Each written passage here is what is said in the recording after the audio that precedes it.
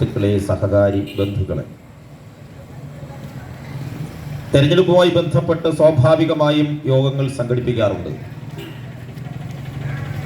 അതാത് പ്രസ്ഥാനങ്ങൾ അവർ അവതരിപ്പിക്കുന്ന സ്ഥാനാർത്ഥികളെ കുറിച്ച് വിവരിക്കുകയും സമകാലിക രാഷ്ട്രീയത്തിൻ്റെ ചടുലമായ പ്രത്യേകതകൾ അവതരിപ്പിക്കുകയും ചെയ്യുന്നത് സ്വാഭാവികമാണ്. ഓരോ തെരഞ്ഞെടുപ്പും പ്രധാനപ്പെട്ടതാണെന്ന് അതാത് സമയങ്ങളിൽ ഓരോ പ്രസ്ഥാനങ്ങളും ജനങ്ങളെ ഓർമ്മിപ്പിച്ചുകൊണ്ടിരിക്കും.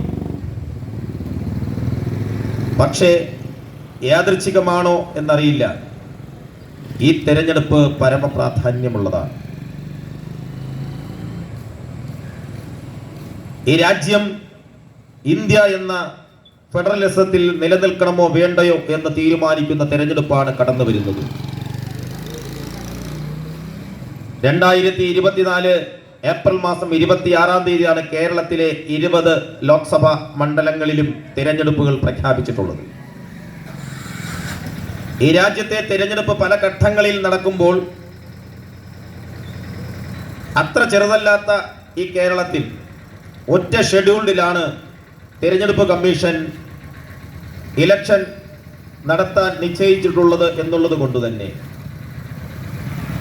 ഈ രാജ്യത്തിന്റെ വിവിധ ഭാഗങ്ങളിൽ നിലനിൽക്കുന്ന വിഭാഗീയതയും രൂക്ഷമായ കലാപങ്ങളും അത്രയൊന്നും ഏശാത്ത തിരഞ്ഞെടുപ്പ് പ്രക്രിയകൾ സുഗമമായി നടത്താൻ കഴിയുന്ന ഒരു ഭൂഖണ്ഡമാണ് കേരളം എന്ന് തെളിയിക്കപ്പെടുകയാണ്.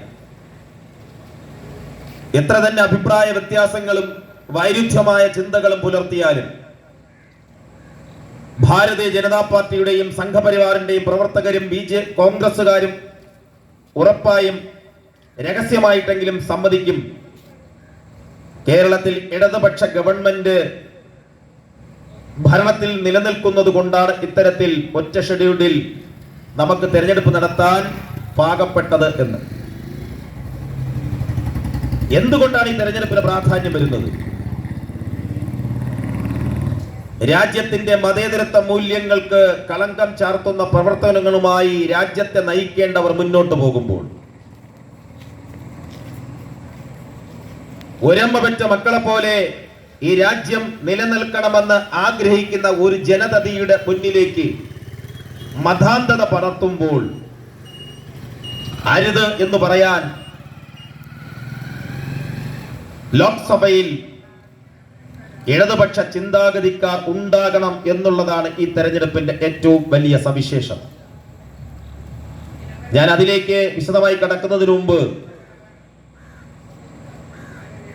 ഈ തെരഞ്ഞെടുപ്പിലെ നമ്മുടെ സ്ഥാനാർത്ഥിയെ കുറിച്ച് ഒന്ന് രണ്ട് വർത്തമാനം പറയാതെ പോകുന്നത് മര്യാദയല്ല.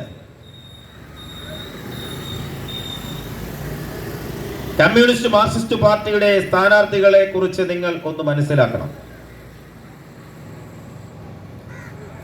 കേരള രാഷ്ട്രീയത്തിന്റെ നഭോമണ്ഡലത്തിൽ കൊച്ചുകുട്ടികൾ മുതൽ മുതിർന്നവർ വരെ അറിയാതെ മനസ്സിൽ പറഞ്ഞു പോകുന്ന ഒരു പേര് തന്നെയാണ് പന്ന്യൻ രവീന്ദ്രൻ.